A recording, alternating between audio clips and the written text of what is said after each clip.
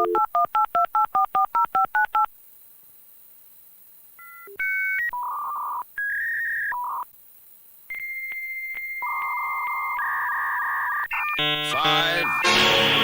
four, three, two, one.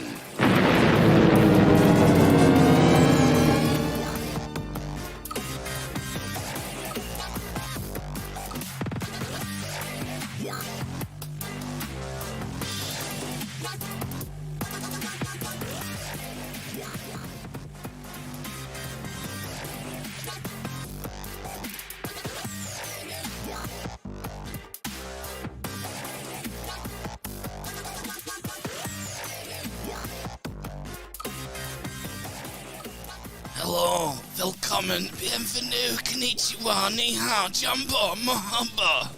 It's time for the Armist Inquisition yet again, episode 225 on Sunday the 27th of March 2022. I'm Amish Phil. Just leave some time for Amish Ben. And I'm Amish Matt. The dwarf and the mother of madness. Who the fuck's that? Yeah, me. Oh, how are we doing? Good. We're Good meant for to a have Sunday. for a Mothering Sunday, no less. Yeah. What have you been up to? Anything special? You give her a lie-in? Yeah, like every day. Well, yeah, tell me about it. She got a lie-in. I also took the children to church, and I learned something at church about Mothering Sunday. All right. I don't know if you've heard this before, but apparently our priest said that Mothering Sunday began in the medieval times, and it was about, rather than being about your mum, it was about going back to your mother church. So you used to go back to your mother church on Mothering Sunday. Which church would you normally go to? I don't know. I guess if it just meant if you, he said it's the church that you're baptized in, or christened in. So you go back to that one on that day. So should you move to a different church, I guess. Oh my gosh, and like the fastest mode of travel was the frigging horse. Exactly. Imagine. Yeah. What a ball leg. I know. Yeah, won't catch me doing that. If you had to go like to Scotland. Yeah. On a frigging horse for Mothering Sunday. Yeah. I can't imagine there were many takers. Maybe that's why they changed it. Maybe. I mean, the other thing is that obviously there would have been loads of churches, wouldn't there? How many churches are in Preston, for example? Oh, Christ, 20? Exactly. There's probably even more than that, wasn't there? You don't think? Right. So there'll be, you might have just say, from one end of the town to the other, maybe. Yeah, I guess people were less mobile in general in those days, weren't they? Maybe. So I've got a job down in London, actually, working for Amazon. Just need to drop on my horse and get down there for an interview. Yeah. I thought, I was thinking maybe it was some other feast day, some other church-related feast day that then got commandeered as Mothering Sunday, but I don't know. I'd have to look into it. That's what the man said. And he would know, being a man of... The cloth. The cloth. Where the hell does that come from? A man of the cloth. Is it the cloth they used to wipe the spit off the chalice? Is it that cloth? Yeah. There's no wine still in church. Oh, you can't have that because of the COVIDs. Yeah, still no wine. I don't know. Is it to do with the tabard? The end is nigh. That tabard they were. What's that mean? The end is nigh, tabard. That's what on every post-apocalyptic movie. There's a guy in the street with a tabard saying the end is nigh. A sandwich board. No. Well, it's kind of a tabard, isn't it? But it's made of cloth, isn't it? Do you not think it's that? Is it a mantle? A mantle? I never heard it called that. All right, I don't know then. Yeah, so it's like, I suppose if you spread it out, it'd be an oval. Like an oval with a head hole in the middle, wouldn't it? So it'd be an eye. A cosmic egg. It would be, wouldn't it? Yeah. With a black hole in the middle. Sucking everything in. Oh, the black sun. Yeah. Yeah. Oh, I'm not going to get into the Azov Regiment and the Black Suns, but whatever. So what did you not do anything for Mother and Sunday, or what? Oh yeah. So basically, I think my wife's interpretation of Mothering Sunday is for her to have a day off mothering. Yes, yeah. So she did do some towards the end of the day. She sat in the same room as them for half an hour as they ate the tea, and also bathed them tonight. But so I had them for most of the day, and she kind of we did an afternoon tea picnic on the lawn in the back garden. All right. Which we had to cut short because of the youngest one throwing a tantrum, too tired and too hot to stick it any longer, so he had to go to bed. And then we planted some seeds. So we planted some onions. The seed of doubt. Yeah.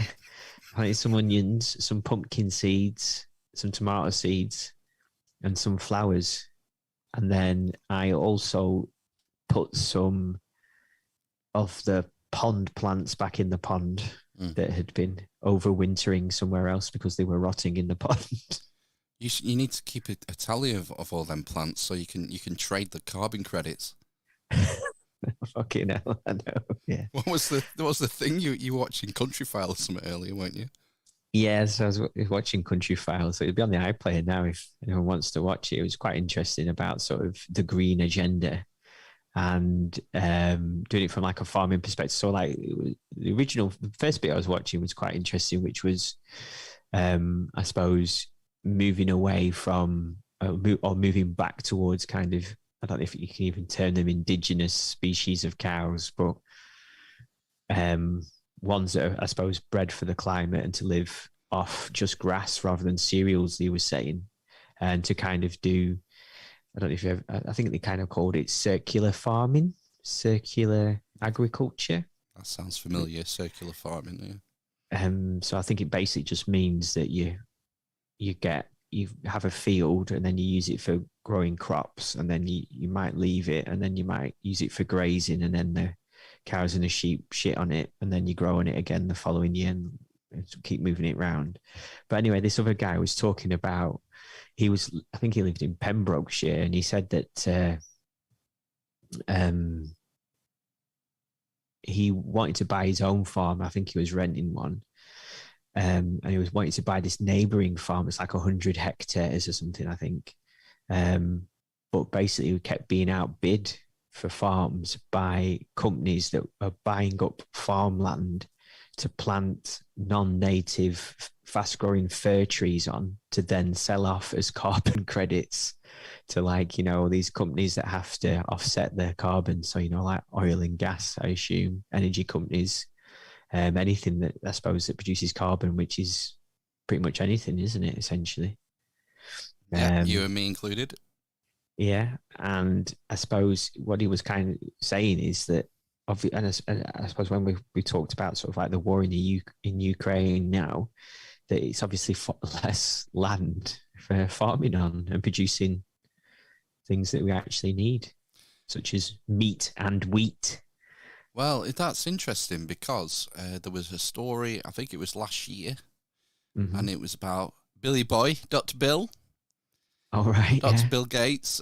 And he'd done some deal, and I'm not sure if he became the largest owner of farmland in America or... Yeah, I've read that, yeah. And most people saw that and thought, oh, fuck, he's seizing the means of food production. But actually, maybe he's going to do it all for carbon credits. Well, you would think so, wouldn't you? Because that's what you just clicked in my head, that he's like one of the biggest proponents, isn't he, of carbon? What's it called? The carbon economy? Is it called the carbon market? Or how they trade in it? There's different names. Like, I can't remember what ours is called. I think it's the ECS. Right. I can't remember what the acronym is. But it's cap and trade is the system, basically. So you cap the amount of carbon that's allowed to be produced. And then you trade that off, and then you gradually lower the cap until it becomes zero. Right. It's, yeah. But it's just another way to make money, isn't it? It's a market. Yeah. Yeah. So he just made... Do you know what I was listening to? You asked me a few weeks ago where I was up to with... this was quite interesting. With the History of Rome podcast. Mm-hmm. And well, anyway, I'm up to now. They were talking about Crassus or Croesus. It's Crassus, isn't it? Crassus, Marcus Crassus. Yeah, the one who used to burn the places down. He owned started the fire brigade, but wouldn't put out the fires unless you sold the house to him for like 10% of its value or whatever. Yeah, he had a private fire brigade, and when a tenement went up, he would go to the owners and lowball them an offer.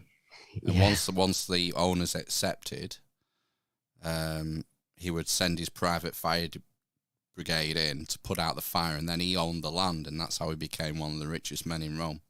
Well, he became the largest land owner and the richest man in Rome, basically. But what he was saying, I think the podcast, he said on the podcast, I think the podcast is from, that episode was from 2010. And he said from 2008 figures, in 2008, the richest man in the world was Warren Buffett. Right. And he was worth $66 billion. And Crassus in 2008's money was worth about $180 billion. So now there's two people that are, at least two people who are worth more than Crassus ever was. Who's that? Bezos would be one. Bezos and Musk, technically, yeah. And there might be even more. What's the Mexican guy? Like the telecoms guy, I think he's up to like 100 billion. I think there are people worth more than that in the Middle East who keep it on the DL. Yeah, I suppose, yeah. And people don't know. Only the super rich people who know who they even are. Yeah, I suppose. Mm. But it's quite interesting, I suppose, to, like, he was kind of putting it out there. I suppose with like inflation, you might have to add on about 20% to that, actually, wouldn't you? From like 14 years ago, would you say? Yeah, I guess. So maybe not quite. So you're probably talking about, if you add on another 40 billion, so 220 billion. And Crassus was cut down in his prime as well. Oh, don't spoil it for me. Oh, sorry. That's exactly where you are, is it? I thought you thought you said you'd listen to this a while back. No, so we're on to Crassus. I think they were just talking about Crassus's main era, and then spoiler alert from 46 BC.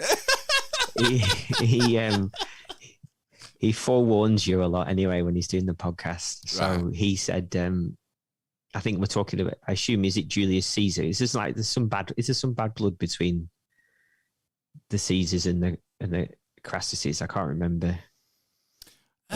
Well, no, they worked together. So Did Crassus basically sponsored Caesar. He bankrolled him. Right. Okay. He bankrolled him, and then Caesar, Pompey, and Crassus became the triumvirate, where they basically ruled. They made a sort of coalition where they would support each other financially, politically, militarily. It was Crassus and Pompey who didn't get on. Was it? Yeah, Crassus. I think I remember him saying that now. Crassus was jealous of Pompey because he was this sort of like superstar general who had like multiple triumphs because of his exploits in Syria and conquering the Near East. And that's what Crassus really, he'd made the money. What he wanted was the glory, the military glory. And that was his downfall. Right. I won't spoil any more for you. No, so the next episode, he said he's going to be about the slave revolt and Spartacus. Oh, right. Cool. There's just one episode on that. I've not seen how long that is, so that'd be quite interesting to listen to. I don't think I've ever watched that film properly all the way through.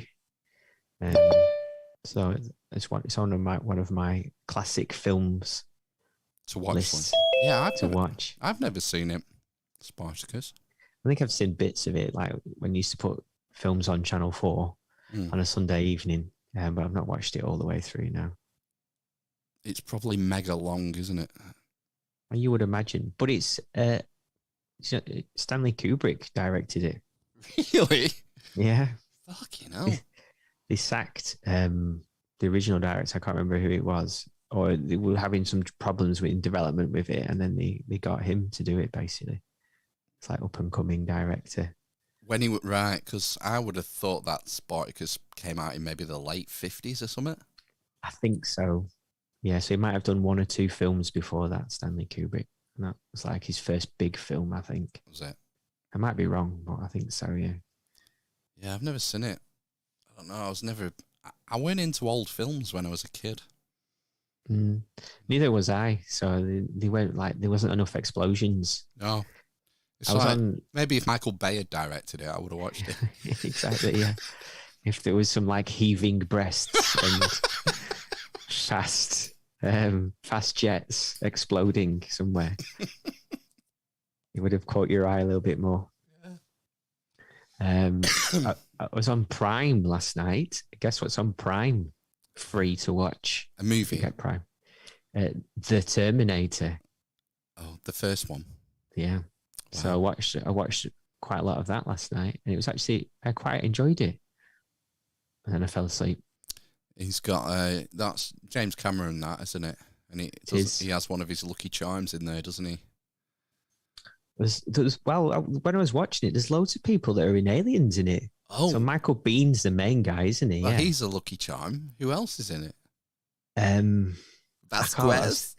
I was saying to my wife last night, but I can't remember. He's got the android. He's in it. He's in the Lance Terminator. Henriksen. Is that what he's called? What was he called? In the film. Bishop, yeah. Oh Bishop's no, yeah, in Aliens. So he's in the Terminator. Yeah, he's a detective. It's not a very big role. He dies, but he's like there's like a black guy who's like seems to be like the guy in charge, and he seems to be his like number 2 in like the police station. And there's someone else as well. I can't remember. It might come to me. Bill Paxton's in it. Oh, he's a punk, isn't he, or something? Yeah. Yes, yeah. I remember him, yeah. Game over, man. Game over. It was interesting to watch it because there's loads of bits that are a bit like little short, gory bits that have been cut out of when it's been shown on TV. Oh, that are on Amazon Prime? Yeah. Right. Like only like a few seconds here and there of bits. Bits yeah. Flying everywhere. Like I can remember him like doing something with his eye, but it never showing it popping out. It shows it popping out into the sink, but it more of because I remember it cutting that into his eye, and then it like blood drips into the sink, but it actually shows him popping his eye out and pulling it out and then dropping it into the sink. And then there was something, I think when he's naked, right at the beginning of the film, Arnie, and he's walking over to the punks, you just see his big cock flying around. Seconds. My tallywhacker. Flapping. It's flapping. So my wife made me rewind it. Right, because I remember from a previous quiz, she has a bit of a thing for young Arnold. Yeah, she did, doesn't she? Yeah, do you remember that? Yeah, he's got a bit of a thigh slapper as well. So, just like that. Well, walking. You're putting me off watching it now. I won't be able to take notice of anything else. And it's only an hour and 45 minutes long. The naked scene. That's how long a film should be. Yeah, I know. But it's just a really good film. Like when I've gone back to it, it actually got me into it. You know, I actually watched it on a different level, maybe. If there's another level to the Terminator. Well, there you go. Phil, come in, Ben. You made it. Yeah. Sorry, I'm late. It's all right. Oh. What you been doing? Well, it was Mother's Day, wasn't it? I went to see the maternal home, the mothership, and I've been out on the small motorbike, so it doesn't go very fast. 45 miles an hour tops. Little 968 Triumph Tiger, 350cc. So getting back was slower than I had anticipated. But yeah, I'm here now, so we can start. Oh dear. We were I meant just to have... arrived as you were talking about dongs. Yeah, unfortunate timing. We were supposed to have Ryan here tonight, and we were going to do a special on the tarot. But our household is riddled with the COVIDs, with the and I came down with the Wuhan flu on Friday, and I spoke to Ryan, and there was an option to do it remotely, but it's not the same. Like he said, it's never the same over Zoom. He'd rather wait and do it in person. So we agreed we'll reschedule at the nearest opportunity. We have to cross his palm with silver. Or he'll do a reading for us. Oh, I don't know. I wouldn't have thought so. I think, don't you have to ask a question? I don't know. I believe you have to have a question. Well, I mean, a reading, it's not like a fortune-telling thing. You have to ask a question, and then the cards are interpreted. Please show me the tarot cards. So if you want a reading, you'll have to think of a question, Ben. All right. Right. You have to think of it now. Plenty of time. Find out. Yeah. Oh, so the pressure, it's like thinking of something to put on the YouTube, on the YouTube thing. Yeah. So, it's rampant at the moment. Lee from the Big Conspire podcast, he's come down with it this week. And Helen of Troy in the Discord said her partner's other half's got it. It seems to be rampant. It does. Yeah. I've been made up disease, right? Yeah. Yeah, sorry, I'm messing with this. It doesn't make great viewing. Apologies. Right, what have you been up to then? We've already done that, Ben. Great. Excellent. I'll see you next week.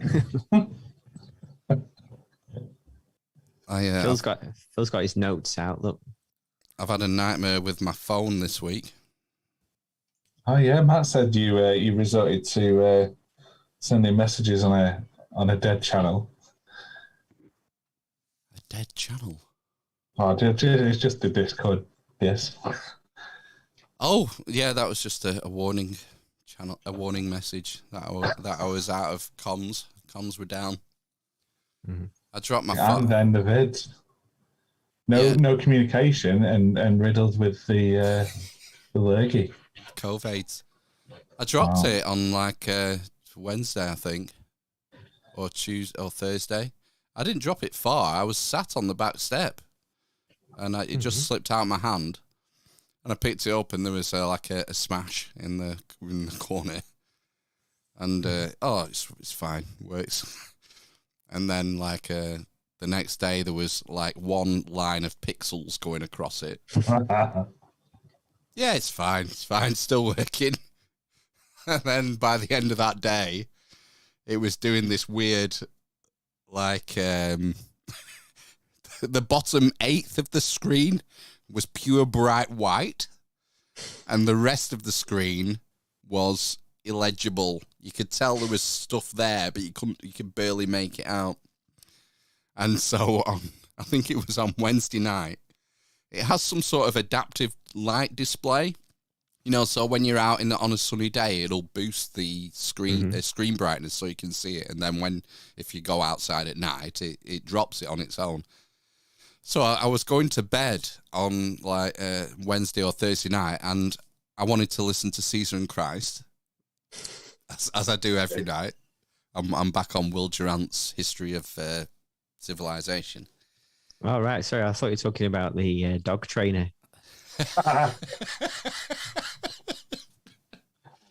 So I wanted to set it up, and I just put the dog to bed, and I realized that the light. I was just coming out of the lounge. I'd put the dog to bed and turned the light off, and the light on the hallway was on.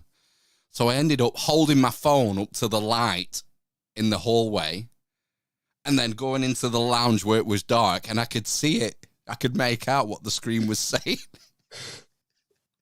Managed to get Caesar and Christ on. I thought, oh, shit, this is no good. No. And so the next day, I thought, I'm going to have to order it. I can't. It's fucked. I had a quick look how much a new screen would be. 300 quid. Oh, my God. So I'm going to have to get a new phone. Shit, how do I do that? Because I buy everything off my phone. Amazon's on my phone, everything. So I got my laptop out, went to Amazon. Right, I've got to log in. What's your password? No fucking idea. Reset my password, please. Okay, we've sent an activation code to mobile number ending 355. I was like, oh, shit. And my phone was on the side next to me on the kitchen. And it's like it knew. It'd been dead for a day, and it lit up like a Christmas tree with the activation code. It was like it was saying, here, help you save yourself. Here's your code. And it did it. And I was able to log on and order a new phone. It was like its dying breath. Its dying breath assisted me in ordering its replacement. Has it arrived yet? Yeah, it came, was it today? Yesterday. What did you, have you got another smartphone? Or have you gone for a dumb phone? No, I got a smartphone. I accidentally got an upgrade. Because I thought that I had an S10. Okay. So I ordered a reconned, a refurbished, whatever they called, S10. It turns out my old one's an S8. So I've upgraded 2 generations. How long have you had that other phone? You seem to have had that one for about 10 years. It must be about 5. Must be about 5 years since the S8 came out. Yeah. So. I don't know what it is. I don't know what they do now. What they call them. When I was fishing around trying to find an old phone that wasn't smashed, that I could put my SIM card in, and I found my Galaxy I GT 9000. It's the original Samsung Galaxy. Wow. Okay, in mint condition. Mint condition. Yeah, but it won't work. The SIM card won't work with it. Yeah. It's so old. But now how much that's worth on eBay? I looked, about 15 quid. 15 quid. The other thing as well is from what seems to happen with mine, it's more to do with the batteries anyway. And I always just burn out the batteries from constantly recharging them. Right. Mine, well, I've never had an issue with that, and I charge mine every day. Right. I was looking for cases. I had to order a case today. And there was some guys selling cases with battery built in. So like a booster. The case slaps on and it's got a battery in it, and it'll give you an extra full charge, basically. Yeah, I didn't get one. I have little USB hub, not hub, like power bank things. I usually have one in the van with me. Oh, right, okay. Can you not charge that's wireless charging, that, sorry. Right. So go on. Probably has wireless charging your S10, your new one. Yeah, my S8 did. Oh, did it? Yeah. Yeah, I've been having to use wireless charging for the last 6 months because the port was fucked. USB-C was fucked. High tech.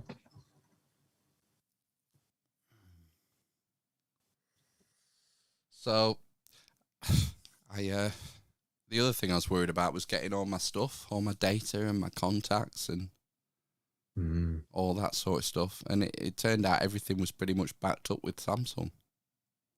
Yeah, I was going to say, I think it all goes in the cloud now, doesn't it? Yeah. I just don't have histories. So, like, the WhatsApp conversations that we're in, it's started afresh. I can't check anything from before. Yeah, unless you have backup selected, I don't think you can get those.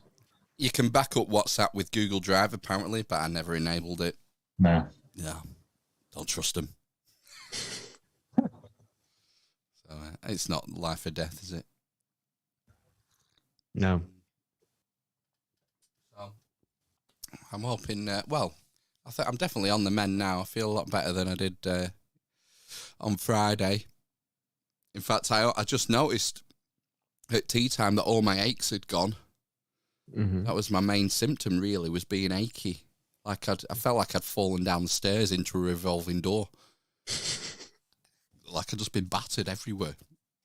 And It's just your bone marrow firing out white cells, isn't it? I don't know. I think so. Very well be, yeah.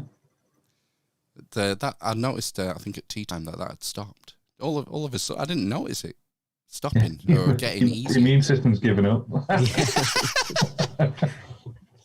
that's the other thing. Weird thing I've sort of realised last night, that the symptoms I'd had were very reminiscent of what I'd heard from people I know had said they'd had from the magic juice, like chill, like a fever and body aches for a day or 2 days.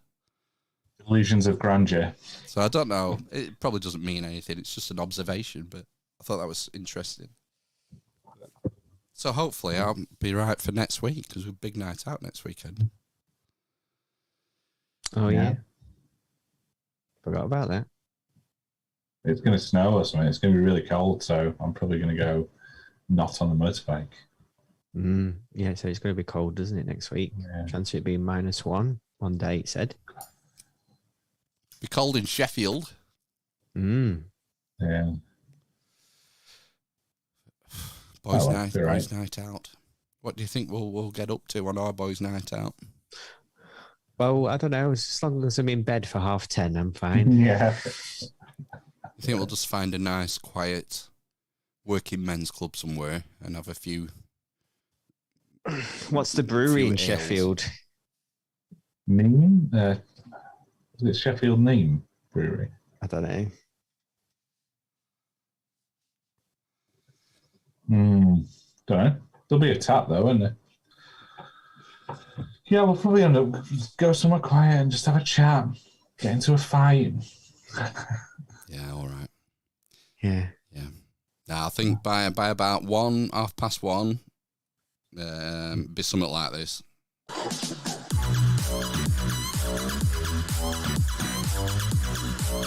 Right now, gents, please welcome to the stage Chardonnay from Billericay. Again?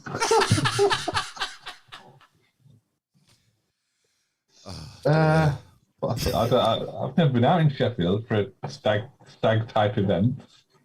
It's not a stag event. He's getting married.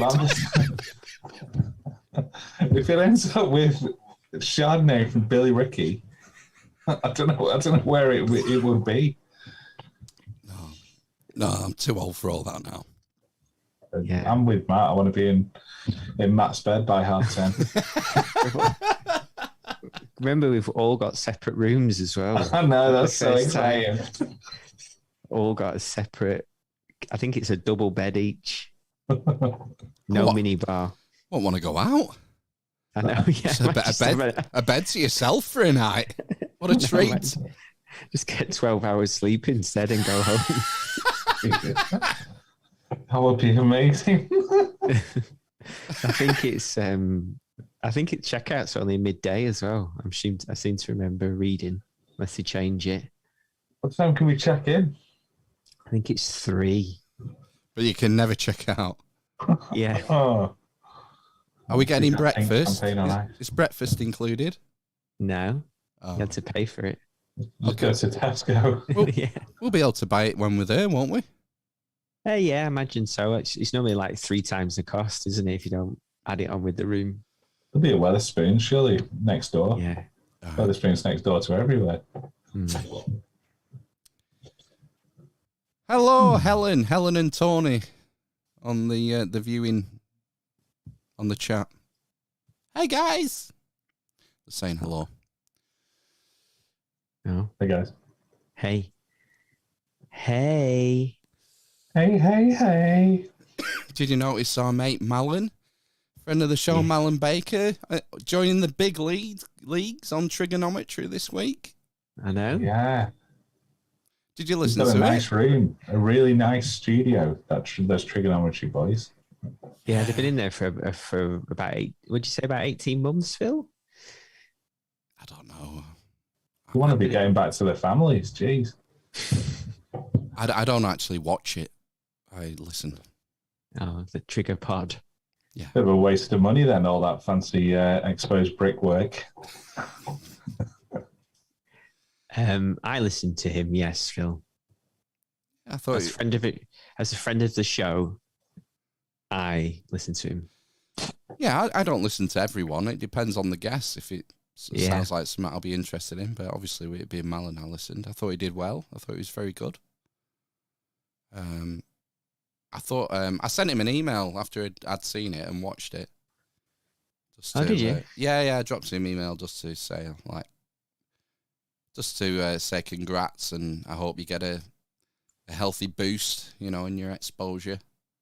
Mm-hmm. And also because it were interesting. They always finish with the same question: what's the one thing we should be talking about that we're not? Mm-hmm. And Malin's response was the use of AI on the battlefield. And I was I was like, what fucking hell, that's what we talked about last week with Clearview AI being used in Ukraine. It's like, so I mentioned that in the email. It's like, you bang on, like people are completely sleepwalking into this. So I thought that was interesting. He made some interesting points on that, and that once this genie's out of the bottle, you end up with Google being Skynet, and we're back to Michael Biehn and Terminator again. Yeah. No, I thought it was really good on it, so it's definitely one to listen to or watch on YouTube, I would say. And it's interesting. I've never to hear him talk about it was climate change, wasn't it? It was the main topic. Yeah. They were just kind of talking to him about, and the way he kind of put it across was true. I think like one of his main points I seem to remember was this kind of idea of kind of saying to people, we can't have the things that you value, which essentially was like cheap travel, and I think that was like the main thing, wasn't it? Kind of. Well, I'm trying to think what he actually said. So I can't remember. Can you remember? He sort of said like cheap travel, so like holidays and. Well, I mean that's the start, isn't it? But as we've said, carbon is used in everything, so that's why you're going to end up eating bugs instead of beef because it's cheap. It's carbon cheap, Yeah. Oh no. Locust burgers. Oh man. Get planting it. We were just saying, Ben, before, Matt's going to keep a tally. He's been planting seeds today, so he's going to keep a tally of what he's planting so he can sell his carbon offsets. Damn straight. You gotta play the game. You can't fight City Hall, and if you can't beat him, join him. May as well get on the right side of this and make some sweet ass money from it. I was just going back to that. I was watching something else. They're talking about sort of those, because there's not those non-indigenous, like fast-growing fir trees. They say Leylandi type.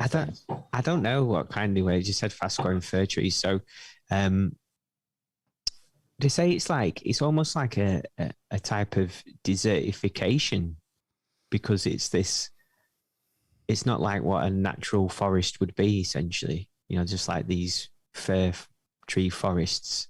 It'd be a lot more kind of a mixture of species in there, essentially, which then supports different types of habitats and animals and things. Basically, it's not a good use of the land.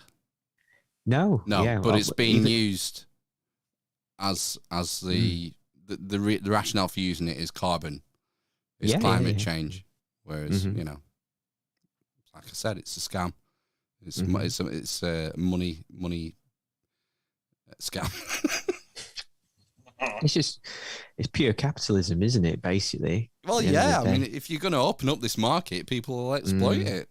Like the same with Bill Gates buying up all the farmland in America.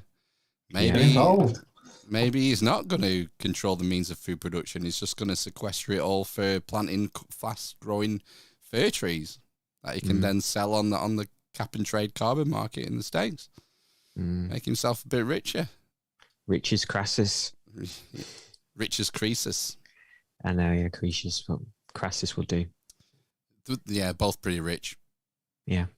Helen's on the Discord wants to know, have we joined the real UK Amish community yet? Oh, they're on telly. There's a TV show, isn't it, on BBC 4, Channel 4. One of them, Channel 4. I've not seen it. Have either of you seen it? No, I probably will have a look at it, but it looks a bit reality TV. Yes, it's very much reality. I've watched one episode of it. So it's like this Amish family from Ohio, I think they said, and they've Ohio, Norfolk. Yeah, and they've come over, and there's like a mixture of people who are going to have arguments for our pleasure, basically. There, the most entertaining thing was they've got like, I can't remember how long they're there for, maybe 3 months or something. And they've got £2,000 to spend. There's maybe like 20 or 30 of them. And they said, right, we'll make a list of essential items. And they went to like the local farm shop on the carriage, like the horse cart or whatever they call it. And before they left, somebody had snuck Frosties onto the essential items list, basically. But anyway, they go into this farm shop and they were trying to sell a chicken for, I think it was like 17 quid. A lot of eggs from a chicken. Well, 2 chickens. Well, it wasn't alive. Oh, it wasn't alive? No. How's he going to lay any eggs? It was just to eat. Holy crap. Yeah. So they Buy just some got fast-growing fir trees with that £2,000. Exactly. And sell it off. But it was quite interesting. No, it wasn't. It was rubbish. No? I didn't learn anything. Did we get name checked? No. Well, was it just one episode you watched? Yeah, I won't go back to it. No. Watch the last one. They'll raise a barn or something, won't they? Thing is, reality TV is a complete sham. Yeah. I remember my trade body. I have to get assessed every year with my trade body, and about maybe 5 years ago, one of my assessors came and his wife was on The Apprentice. Oh. And he told me all about it. How it's filmed a year in advance. Mm-hmm. And the producers fuck with them for entertainment value. So like something will happen in the show where a guy's left a diary at the office or something. Well, he hasn't. The producers have hidden it from him. Or deleted his contacts from his phone, or they deliberately fuck with them for our entertainment value. It's not real. It's make believe. It'd be super boring. True reality, a TV show about just reality would be super boring for anyone to watch apart from the people involved. Yeah, but most people don't realize that it's fiction. Oh, They right. they think this is actually what happened, Didn't and they're invested in it. They don't realize that The Apprentice is essentially fake, that it's not real. No, surely they realise people aren't. You can't. It's gold to find 18 people that stupid and inept in one place. Absolute gold. You can't. They haven't just come across those people with that level of stupidity. Have you seen them? How dumb they are? The decisions they make, the business decisions they make. Oh, Ben, you're missing my point. Or are you joking? I don't get it. Yeah, it's not real, is it? No. I don't think most of them are. Most of them are like, I think they go into it. I think it's changed as well over, I think it was maybe they used to fuck with them less when it first started. And it's become more extreme as it's gone along, hasn't it? And they're finding wackier and wackier people. Ultimately, they're all far more successful than we are. Regardless, which is, Whoa, that depends how you define success. Exactly. Well, I don't know. That's a good point. It's subjective. Yeah, I would say so. Yeah. I mean, a lot of them are successful in the fact that they've sort of self-started and got a business going and made a go of it at least, haven't they? Which is admirable in a way. Yeah, I think most of them have. I think that's the path most of them have taken, haven't they? They've sort of created something out of nothing. Yeah. Mm-hmm. I guess some of them are probably BMAs and stuff and work for big companies, you know, accountancy firms and stuff like that. Yeah, no one's just like working Saturdays at Greg's Outlet and goes in for an investment.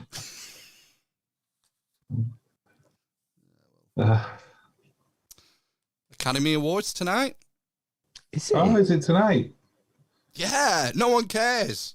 No. I thought it was in January. Yeah. There's a lot of things going on at the moment, isn't there? Yeah. Oh, do you mean like Ukraine and stuff? Because there was, you know, there was these rumors about Zelensky making an appearance at the Academy Awards. Oh, I bet he does. Really? I bet they beam him in. I bet Sean Penn is hoping that he makes an appearance. Oh, yes. Well, cause, Sorry? Well, Sean Penn on an interview, I think it's today or yesterday, said if he gets wind that the Academy has decided not to invite him, he's going to smelt his Oscars in public. Wow. See, I need to watch that. That's reality TV. That's big man talk, isn't it? It is. He's going to melt his Oscars. What do you reckon an Oscar's made out of? Plastic. Might be. It would be fitting for that industry. Base metal and some paint, gold paint. With a veneer of gold. Yeah, people have switched off from it, particularly over the last few years, haven't they? They realise now that Hollywood is just rancid. You know, since the Harvey Weinstein, Kevin Spacey stuff, it's like people are tuning out. It's like, not interested in that nest of vipers. I'd go to like a Sundance festival or something like that. I think that'd be quite interesting. I think they're all the same, Ben. Yeah. Are they? Yeah, I think so. What's the other one? You never heard of the casting couch, Ben? Not in this context. It comes from somewhere, though, doesn't it? Yeah. Tony on YouTube says, a reality TV show in a supermarket would be good. Think of all the dramas of the customers in store and in the car park. You do see... What's the wildest thing you've seen in a supermarket? Oh. You put me on the spot now. I saw a viral tweet the other day, and it was like a mum and a son, like a son maybe of 3. Oh, this thing. Yeah. Have you seen it where he's knocking stuff off the side? Oh, yeah. Off the, what do you call it? Not the travelator. That's Gladiators. The counter. Conveyor, yeah, I guess. The checkout thing. It's just like, is that what it is? Yeah, it conveys your conveniences from one end to the other. Oh, no, I just thought it was some shelves in the shop. Oh, it looked like the checkout to me. But anyway, it seems like the manager or the assistant manager comes over to this mother and son, and they must be known to him, because from what I could gather, the manager had banned them from the store. Oh, right. And so the guy comes over and he's saying, you know, you need to leave. The managers, you've been banned from this store. And this little 3 or 4 year old is trying to like chuck things off the conveyor, and he's stopping him and putting them back on the thing. And this little kid just looks up to him and goes, "Shut the fuck up!" And he's talking to her, and he says it again, "Shut the fuck up!" to this guy, and it's like there's no reaction from the mother, like nothing. I've been mortified, you know, but I don't know how we got onto that. Oh yeah, reality TV supermarket show.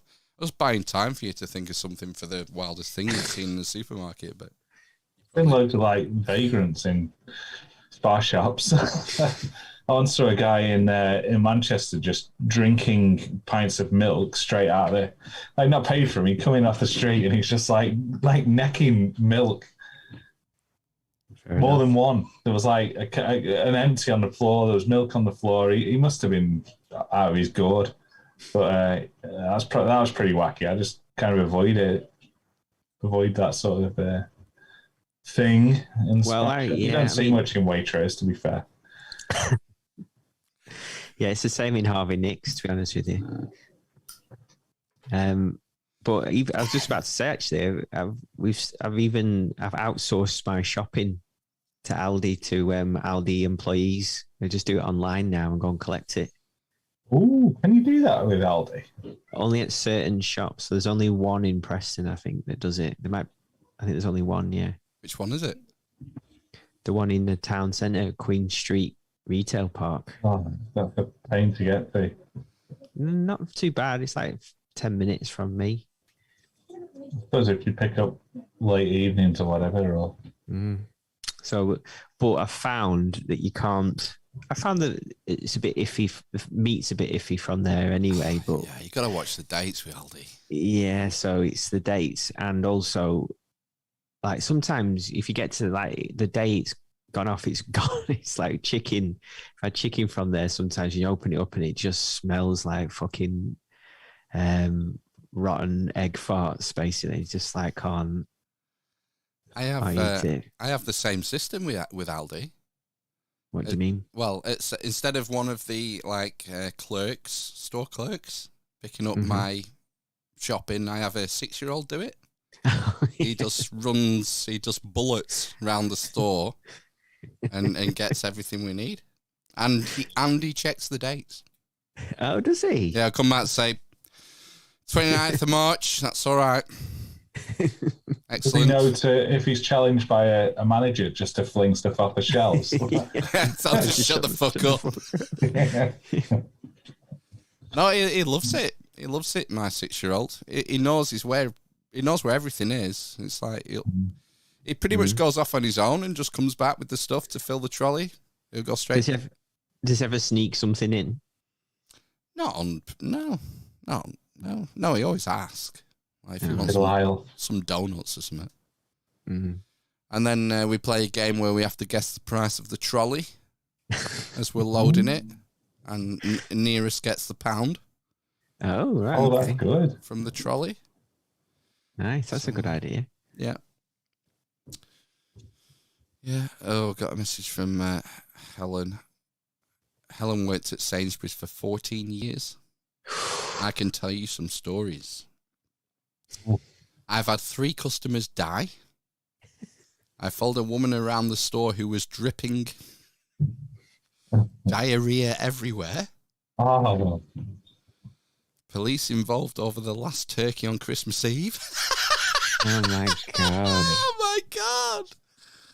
Oh man. Why did you leave, Helen? No, it's like, yeah. Fucking customers dying. Yeah, I suppose you get a lot of old people though. What gets me is Sainsbury's. Yeah, a lot of people just go shopping in general, don't they?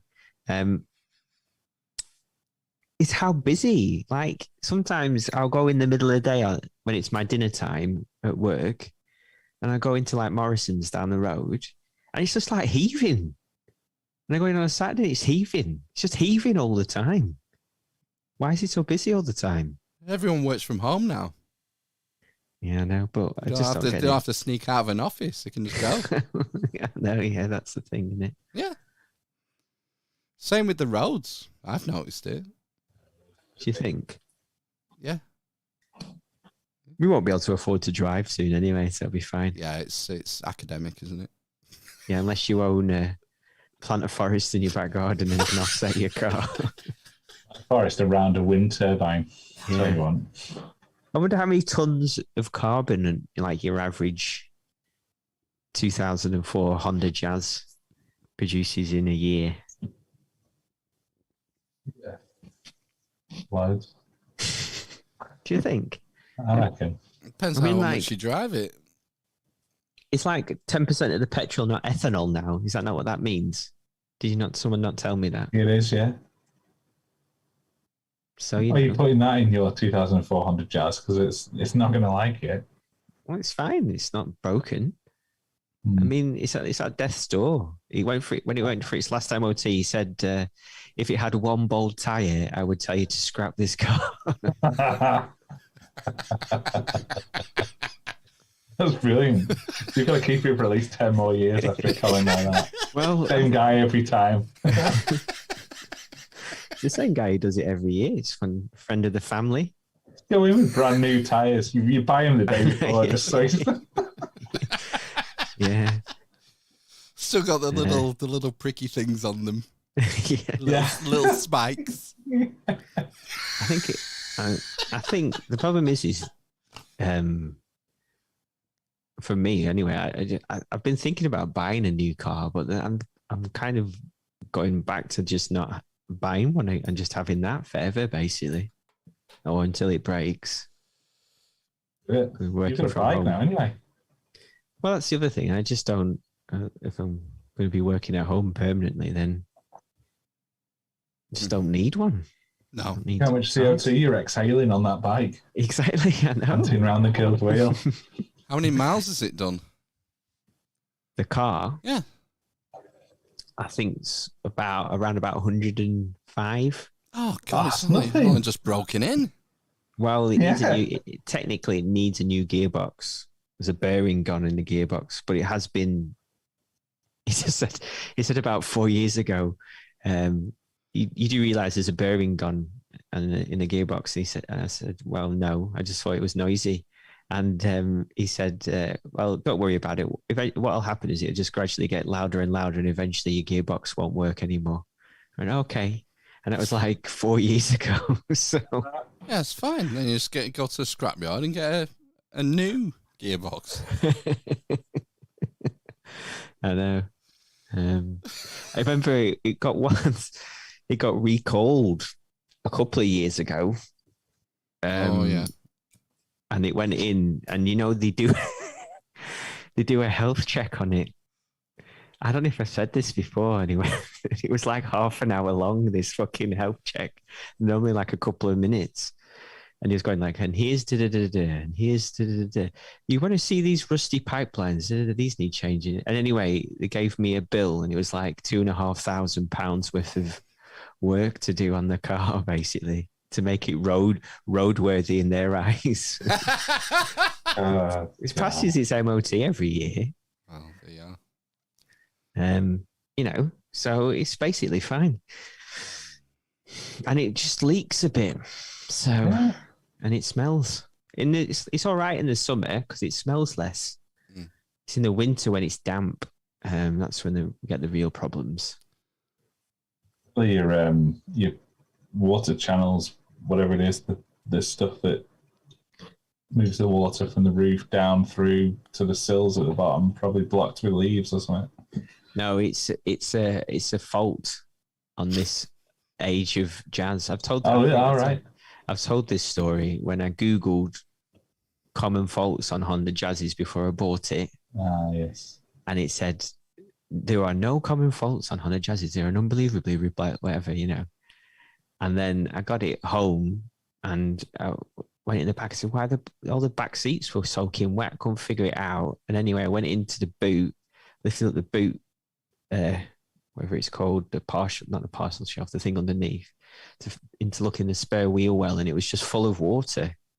I thought, where the fuck's this water coming from? And it comes from the posts at the back, the seal between the roof piece and the side pieces cracks over time. It's like a fault in the seal. And it leaks down inside the posts into the spare wheel well. You just drill a hole underneath the wheel. Well, that's what I read on a forum. A guy said, yeah, I just drilled a hole in the middle of the wheel well. Problem solved. And I think I might do that soon. It's not still full of water from when you first found it. No. Primordial soup. I fixed it myself, but the sealant's gone again, basically. So that's what I did. And I dried it out, but it just started leaking again after about a year. And I gave up. I used to have to put sponges on the side of my MG. I used to have to cut a big car washing sponge and put them down the side of each window because the roof wouldn't fit against the window at all, really. So there's just sponges there to stop the wind and the water coming in. I remember leaving it outside work one day, and it was pissing down for all day, like 8 hours, and the sponges just couldn't cut it, and the whole interior of the car was just wet for weeks. Did you put a bin liner over the seat or something? Sorry? You put a bin liner over the seat or something? It wasn't on the seats. It was just kind of seeped in, and all the carpet, all the sides, all the carpet, all the back behind the seats was just damp. It had just like absorbed the moisture from outside. Nice. Not good to smell the damp car. The sap. Well, we've done an hour. Should we do some housekeeping? Yeah, go on then. Yeah. Housekeeping.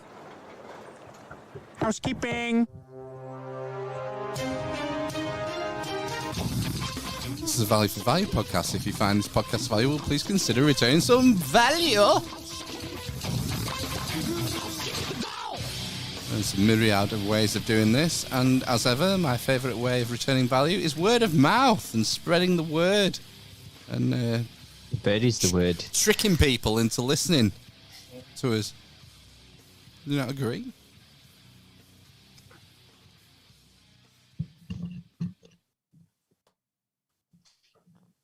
Hello?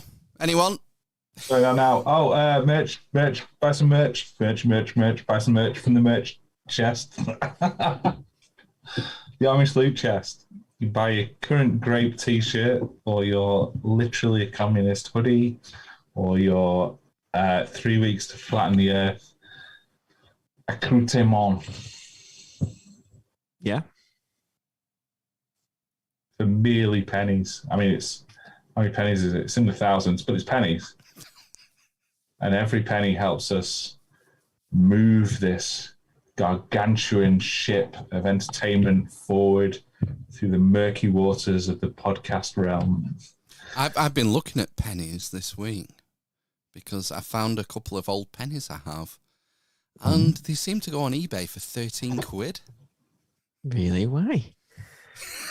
I don't know. Victorian? No, 70s. Really? Yep. So I've started looking at all the coins I have and like keeping old ones. I might start being a numismaticist. Is that what it's called? Better than a philatelist. Numismatics is like the study of coins, I think. Numismaticist. Is it because from when decimalization started, the year it started or something? It could be, yeah. Don't know. Yeah, I think it was around then. Was it not 73? But I'm not. Don't quote me on that. The before that, because they're 71. These are. So maybe that's what it is. That they're pre-decimalization. Mm-hmm. But yeah, someone sold one for 13 quid this week. I thought, bloody hell! I just found two of them. Maybe I need to. So I've started looking for rare coins when I get my change. Because I pay in cash for everything, obviously. If you pay with your card, you're not going to have this boon. No.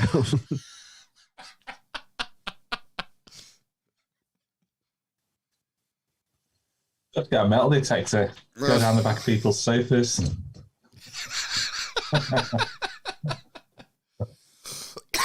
Merch store. What else can you do to become a producer? Join the Discord and engage with us on a personal level. Yeah, that's a good place to send us links for news stories and video clips and audio clips and guest suggestions. Get lots of guest suggestions on there. Mm-hmm. People who we've never heard of that weren't on the radar, and someone will send a link to a podcast appearance or a website saying, look at this guy or gal and what they're looking at, what their area of expertise are. Mm-hmm. It's great. It's like not monetizing. That's the wrong word. Mechanizing. I can't think of the word now. Galvanizing the eyes and ears around us. We can only have time to look at so many different things to find people. 6 things. Exactly 6 things we can look at. Yeah. So it's great because we get guest suggestions that we weren't aware of, and it's broadens our horizons, doesn't it, when people contribute in that way? I like that. Yeah. Artwork, send us artwork. Yeah, we haven't got any this week. No. We didn't get any this week. No. We have new artwork for every episode. Mm-hmm. And you can submit artwork to the armisinquisition@gmail.com or via the Discord, and we'll use it in the show artwork for iTunes and YouTube and Spotify and whatnot. So I knocked something up quick. You guys won't see it now. I'll just put it up for the stream. It was like tea time tonight, so I just had to fire something off quick. And basically, I took our logo and made it blue and put some UFOs in there. That's fine. And the number 225. So it's not my best, but I had to slap something together quick. That's what Are you foreshadowing a UFO story then? No, I don't think I am. I think we do have a UFO story left over from last week, but I just had to do so. And plus, with no guests, so there was nothing to go off in that regard for the artwork. Mm-hmm. So yeah, I was a bit hamstrung in that regard. But yeah, you can send your show art submissions. That's much appreciated and gets you a credit as a producer. Yep.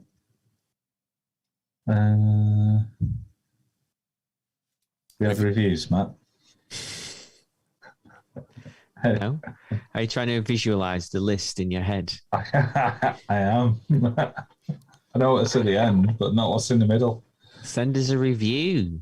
Review. You might need to email us at theamishinquisition@gmail.com because sometimes they don't all come through to us, but I like to read those out. Send us a review on Spotify because we need to get to a certain level before we actually get a rating on there as well. You can always send us a focus chi. Are you suffering from depleted chi, as Amish Phil would say?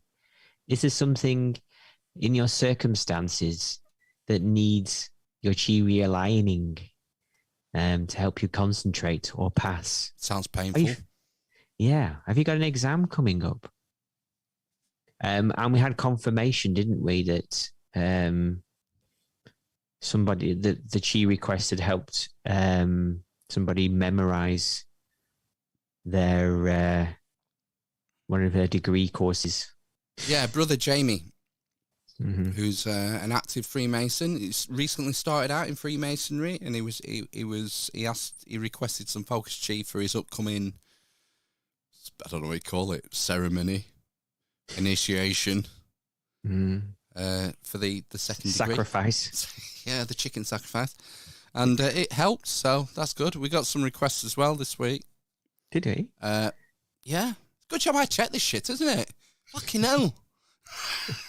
We got on the Discord a request, a focus chi request from Rich Man on the Discord. Oh, yes. He wants some higher vibes chi for him and his partner. His partner's just lost her business of 18 years post COVID-19, COVID fallout. And also, I think we should focus our chi for Lee from the Big Conspire and Helen of Troy's other half for the COVIDs as well, the Wuhan flu. Okay, you ready? Eyes down, look in.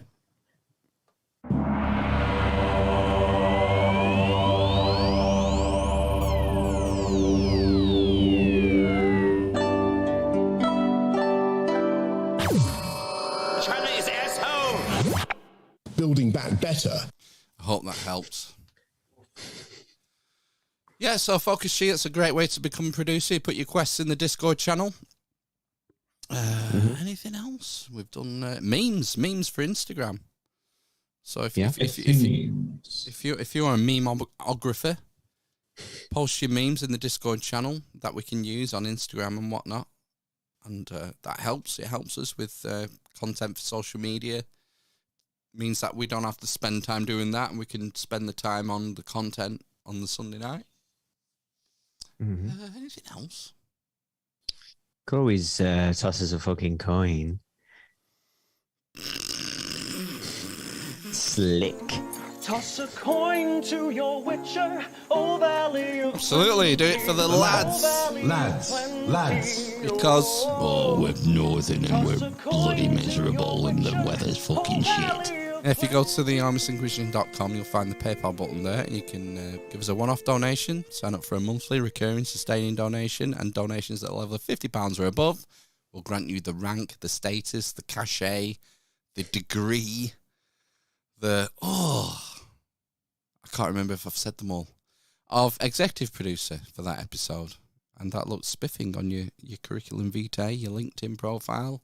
We will back you up. These credits are real. It's real. You can actually put this on your CV and we will vouch for you. You want to be the executive producer of a podcast. Exactly, yeah. It's a string to your bow, a feather in your cap. Mm-hmm. Only a twang. A twang of your a banjo twang string. I was just about to say. A twang of your banjo string. Yeah. Could be. If people want it enough. Yeah. Only you fuckers out there can save Plopland and help us. Mm. Yeah. All right. Well, this is where we normally thank the producers. Yeah. I believe. Yeah. We fucked this up last week. We. Collective responsibility. This is now. Come on. I'm literally a communist. Collectivization. This is not China. It's the individual that has responsibility, not the collective. This is such a crock of shit. Really? Can't believe you're doing this to me. Throw me under the bus. Just say sorry. Cunt! Okay, I'm sorry. I'm sorry that I overlooked thanking the producers last week. It would have been nice if any of my co-hosts had reminded me, because it's not like I'm like not doing anything else, like running this and this this. It would have been nice if any of your co-hosts even noticed. I didn't notice. So yeah, I guess we better thank them, haven't we? It's time. It's time to big up the man Dems. Who've we got producers for this week? We've got Tony from YouTube, a new donator, which is nice to see. Rhona Kesson. We've got Bill from 13 Questions for services to memeography. Helen of Troy. And I think that's it. Thank you. You're so amazing. They are. Yeah. So amazing in their love. Literally. The best mate. How dare you? The dwarf. The Current. The grape. The Homophobe. The wind. The Asna. The corn pop. Cunt. The number 11. The blind man. The fallen on the horizon. The cripple and the mother. Smelly Pickering. From hell. I don't get it. Never will. And corn pop was a bad dude. Come on, man. What you need to do with the dessert spoon is put it in a bowl of warm water as well before you shove it up your arse. In the same. Right, thanks for your support for another week. It's much appreciated. Thank you. Yeah. Oh God! Thank God we remembered to do it this week. Mm-hmm. Well done, Phil. Don't forget next week. Mm-hmm. I'll try. Might need to put a huge poster up on the wall reminding me. I feel you could automate it. Automate the everything. Yes. Yeah. It would just happen while we're talking. Become a transhuman. Yeah. The future. Yeah, I've got a couple of stories on transhumanism. I don't know where to go to them now. We've raised the subject. There was some interviews going around Twitter with, the author, Noah Yuval Harari. No. Okay. What? What was his name? Noah Yuval Harari. No, never heard of him. Sapiens is the famous book he did a few years ago. Sapiens, yeah. Did he do Outlier? No, it was Malcolm Gladwell. Anyway. Outliers was Malcolm Outliers, yeah. Gladwell. No, he's sold over 20 million books. He's one of the world's most famous authors. Like a modern, like a newer Jared Diamond. I've heard of Tolkien. Tolkien. Yeah, he writes about anthropology and history and stuff. Oh, you mean David Attenborough? No. No. I don't know him. Go on, carry on. Come on, get to the story. He's obviously is a WEF shill, World Economic Forum shill. I'll just throw up the screen grab here of his homepage on the World Economic Forum. There he is, just so you don't think I'm bullshitting you. There's his WEF page. Yuval Noah Harari, Professor, Department of History of the Hebrew University of Jerusalem. And there's some clips been going around the internet of interviews he's been doing. So I'm just going to have to, I'm not quite organised, so I'll have to find them now because we've skipped ahead. This is the first clip. Unbelievable. Humans are now hackable animals. The whole idea that humans have, this, they have this soul or spirit and they have free will and nobody knows what's happening inside me. So whatever I choose, whether in the election or whether in the supermarket, this is my free will, that's over. Wow. Why is it over? I know. Well, as far as he's concerned, we're a hackable animal. So does that mean he's going to interface us? Well, this is the whole goal, the whole agenda going forward over the next 20, 30 years. To what? Metaverse? Oh, so we just don't live in the real world. Well, that's part of it, but your biology will be hackable as well. I mean, it goes on. There's another clip. I'll play the next clip. I mean, the first clip sort of underlines the thinking of you've no soul, you've no free will. You're just an animal. You're a biologist. It's the old, I'm a biological robot in a meaningless universe. Dawkins nonsense, isn't it? A meat suit. Yeah, the meat suit. Yeah. Anyway, go to the second clip. Today, we have the technology to hack human beings on a massive scale. Yeah, I mean, everything is being digitalized. Everything is being monitored. In this time of crisis, you have to follow science. It's often said that you should never allow a good crisis to go to waste, because a crisis is an opportunity to also do good reforms that in normal times people will never agree to. But in a crisis, you see, we have no chance. So let's do it. Vaccine won't help us go the to vaccine the test, of course. will help us. Hang on. In normal times, no one would agree to this, but let's do it. Yeah. It's wild. Like a reasonable excuse for staying out of the pub too late. Oh, sorry, love, someone hacked into my legs and I couldn't get them moving. I mean, he's just so open saying it. I know, yeah. It's like people just don't listen, do they? They don't listen. He's out there saying, in normal times, people just would never accept this. But this is good, so let's do it. Come on.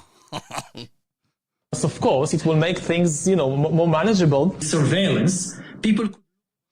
All right, that was the end of that clip. He's got a new book out or something. I think he's always got a new book out. I mean, I can Google him if you want, find out what he's got in the pipeline.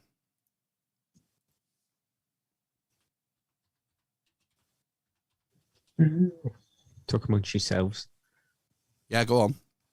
Hackable animals. There's two of you there. I don't know. I found his official website here, ynharari.com. I don't know, it's not loading. Maybe I'm blocked. I'm blocked from his website. I, for one... Are you sure your mouse finger's not been hacked? I, for one, would like to welcome our transhuman overlords. Damn straight.